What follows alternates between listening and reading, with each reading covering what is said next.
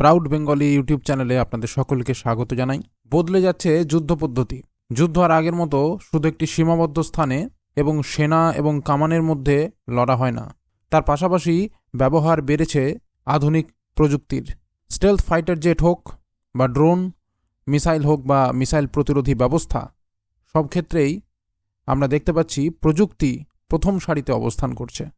যে দেশ প্রযুক্তিগতভাবে যত এগিয়ে, বিশেষ করে যুদ্ধাস্ত্র প্রযুক্তিতে, সে দেশ যুদ্ধক্ষেত্রে তত বেশি এগিয়ে থাকছে। তবে এই যে যুদ্ধ অস্ত্র প্রযুক্তি তৈরি, তা কিন্তু সহজ বিষয় নয়। বিস্তর গবেষণা লাগে এর জন্য, আর যেটা লাগে সেটা হলো প্রচুর অর্থ। ভারত অন্যান্য প্রযুক্তির মতো যুদ্ধাস্ত্র প্রযুক্তিতেও আত্মনির্ভর হওয়ার লক্ষ্য নিয়েই এগোচ্ছে, আর তার ফলস্বরূপই একের পর এক অত্যাধুনিক যুদ্ধাস্ত্র নির্মাণ করে বিশ্বকে তাক লাগিয়ে দিচ্ছে ভারত। এবার ভারত এক বড় সাফল্য পেল, এমন এক সাফল্য যা শত্রুর মিসাইলকে আকাশেই চূর্ণ বিচূর্ণ করে দিতে সক্ষম হবে। আসুন জেনে নিই পুরো বিষয়টি। তার আগে ভিডিওটিতে একটি লাইক দিয়ে দিন, আর কমেন্ট বক্সে জয় হিন্দ লিখে কমেন্ট করে দিন। একবার ভেবে দেখুন, একটি মিসাইল যা বাতাসের গতির চেয়ে 5 গুণ বেশি দ্রুত বেগে ধেয়ে আসছে, তাকে সাধারণ রাডার বা ডিফেন্স সিস্টেমের পক্ষে ধরা কি সম্ভব? একেবারেই অসম্ভব। কিন্তু ভারত আর পিছিয়ে নেই। ডিআরডিও তৈরি করেছে এক অজেয় কবচ, যা আকাশেই ধ্বংস করে দেবে শত্রুর যে কোনো হাইপারসনিক মিসাইল। ভারতের প্রতিরক্ষা ব্যবস্থায় এক ঐতিহাসিক বিপ্লব ঘটতে চলেছে। সম্প্রতি ডিআরডিও তাদের ব্যালিস্টিক মিসাইল ডিফেন্স বা বিএমডি প্রোগ্রামের 3rd ফেজের কাজ শুরু করে দিয়েছে। এই প্রজেক্টের তুরুপে তাস হল দুটি বিধ্বংসী ইন্টারসেপ্টর ADAH এবং ADAM। আপনার মনে প্রশ্ন আসতে পারে, এই হাইপারসনিক মিসাইলগুলো কেন এত ভয়ঙ্কর?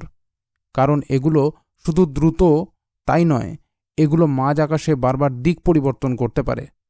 বর্তমানের বেশিরভাগ মিসাইল ডিফেন্স সিস্টেম এদের ট্র্যাক করতে গিয়ে হিমশিম খায়, কিন্তু ভারতের এই নতুন ADAH ইন্টারসেপ্টরটি বিশেষভাবে তৈরি করা হচ্ছে হাইপারসনিক গ্লাইড ভেহিকেলকে রুখে দেওয়ার জন্য।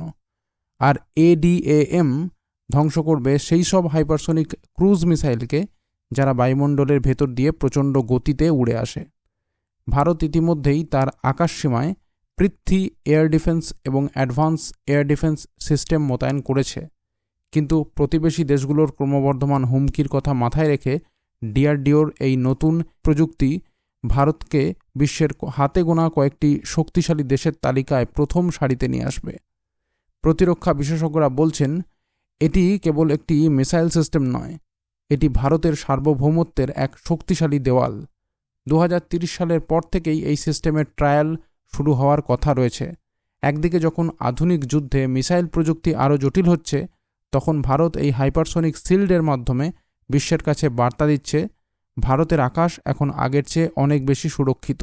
এই ছিল পুরো খবরটি শেয়ার করে সকলকে জানার সুযোগ করে দিন, আর চ্যানেলে নতুন হলে চ্যানেলটি সাবস্ক্রাইব করে আমাদের পাশে থাকুন।